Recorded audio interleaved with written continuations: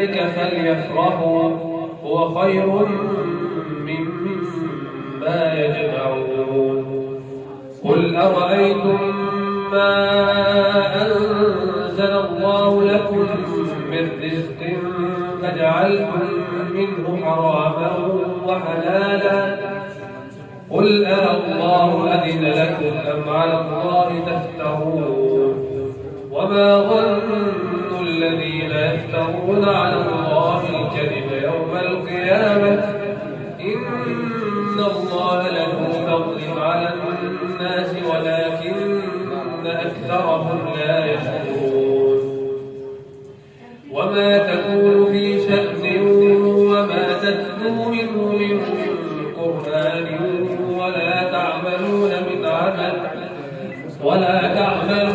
عمل إلا كنا عليكم شهودا إذ تفيضون فيه وما يعزب عن ربك من مثقال ذرة في الأرض ولا في السماء ولا أصغر من ذلك ولا أكبر إلا في كتاب مبين.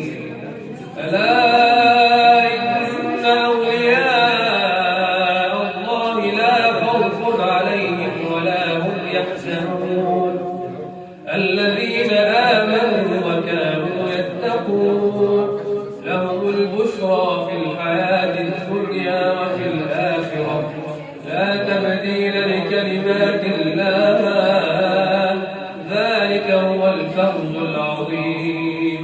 ولا يحزنك قولهم إن العزة لله جميعا هو السميع العليم. جزا الله فضيلة الدكتور محمد خزيمة خير الجزاء على هذه القراءة الطيبة. وفي نهاية هذا الحفل نتوجه بخالص الشكر لكل القائمين على هذا الحفل الطيب الكريم وعلى رأسهم الشيخ هيثم مرشدي وجزاكم الله خيرا والسلام عليكم ورحمة الله وبركاته.